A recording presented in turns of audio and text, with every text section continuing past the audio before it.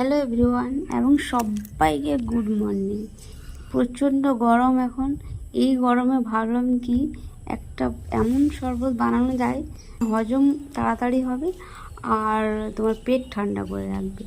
তো তার আগে আমি একটুখানি আমার বাগানটা দেখিয়ে দিই। এই যে দেখো, আমার বাড়ির সামনে একদম মানে কলতলার কাছে আছে, জঙ্গল হয়ে আছে, কিন্তু এই জঙ্গলটা পরিষ্কার করা যায় না, কারণ এতে সব মহাঔষধি গাছ আছে। যেমন এই গাছটা দেখো, এই গাছটা আমার ছেলের কাশি হলে এটা যদি আমি সারাদিনে দুবার করে 2-3 দিন নিই তাহলে অটোমেটিকলি ভালো হয়ে যায়, কোনো ওষুধ খেতে হয় না। আর হয়েছে প্রচুর পুদিনা গাছ। তো পুদিনা মানে জলটাই যেহেতু কলের তলায় একদম জলটাও পায় সব সময়, তো তাই জন্যে ভালো হয়েছে। আর এখানে দেখো, এখানে কিছু ওই তোমার থানকুনি পাতা আর আমরুল এগুলো সব হয়েছে। আর টুকটাক তো কিছু ফুলের গাছ এখানে লাগিয়েছিলাম, সেগুলো কিছু কিছু আছে। তো এটা পরিষ্কার করতে হবে, কারণ অনেক। আর দেখো, লঙ্কাও হয়েছে, লঙ্কা গাছ। আর এই লঙ্কাগুলো দেখতেও খুব সুন্দর লাগে। আর এটা আজকে পরিষ্কার করতে হবে, কারণ অনেক ঘাস জমে গেছে, যেটা এই গাছগুলোকে আর বাড়তে দিচ্ছে না। তো আরেকটা গাছ দেখো, এখানে কুমড়ো গাছ হয়েছে, এটাকে তুলে ফেলবো।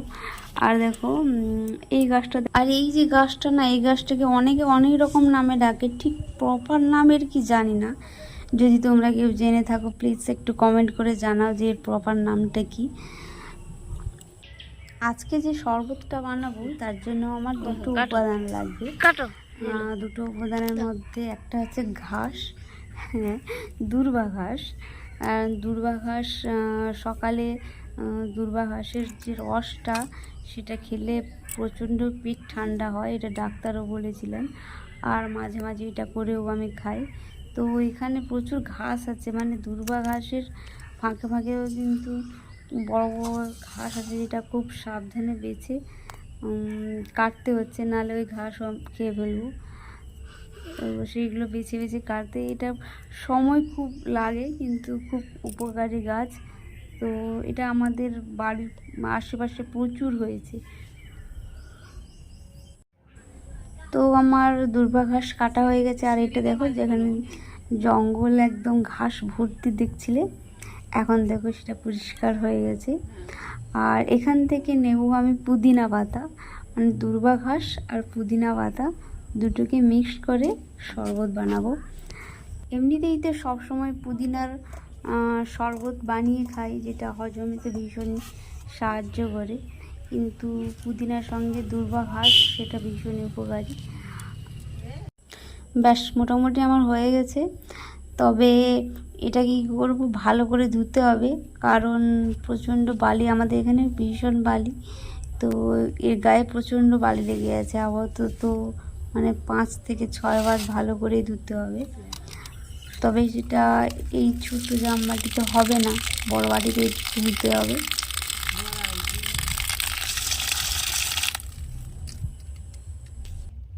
ব্যাস এবার ধোয়াধুয়ি মোটামুটি হয়ে গেছে। এইগুলোকে না আমি মাকে দেখেছি শিলনোড়ায় থেতো করে তার রস বার করতে, কিন্তু সেটা করলে অনেক সময় লাগবে। এখন মিক্সারে আমি দিয়ে কিছুটা জল দিয়ে ঘুরিয়ে নেব, তাহলেই হয়ে যাবে।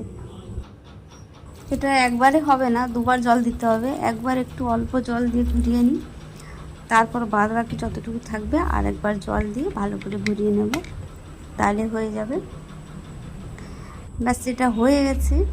এবার খুলে দেখাই, দেখ এই যে এটাকে ছেঁকে নেব একটা ছাঁকনিতে, তারপর আবার জল দিয়ে আবার একটু ঘুরিয়ে আনবো।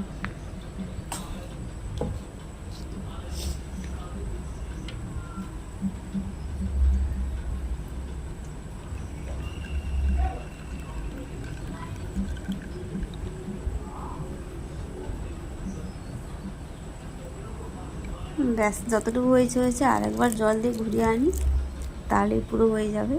বাড়িতে আমরা 4 জন, তো মোটামুটি 4 গ্লাস করতেই হবে। এটাতে দেখো খালি পুদিনা দিয়েও করা যায়, যেটা তোমার হজমের ক্ষেত্রে খুব হেল্প করে। আর দুর্বা ঘাস পেট ঠান্ডার জন্য ভীষণ উপকারী। ডাক্তাররা যখন ওষুধ দেন তো ডাক্তাররা বলেন কিন্তু যে দুর্বা ঘাস থেতো করে ওর রসটা শরবত করে যদি খাও তো পেট কিন্তু ভীষণ ঠান্ডা থাকবে। হয়ে গেছে মোটামুটি। এবার এটাকে একটু বিট নুন আর চিনি দেব, কারণ ছেলেটার জন্য, ও লেবু খাবে না আর আমরা লেবু দিয়ে খাবো। তো চিনি অ্যাভয়েড করা যায়, টেস্টের জন্য একটু দিয়ে দিচ্ছি। যার সুগারের প্রবলেম আছে বা কোনো হাই প্রেশার থাকলে ওটা চিনি অ্যাভয়েড করাটাই বেটার। মোটামুটি হয়ে গেছে, আগে ছেলেটাকে দিয়ে দিই, তারপর লেবু দিয়ে আমরা খাবো। তো এই শরবতটা বানিয়ে দেখতে পারো, এটা শরীরের পক্ষে খুব ভীষণ উপকারী।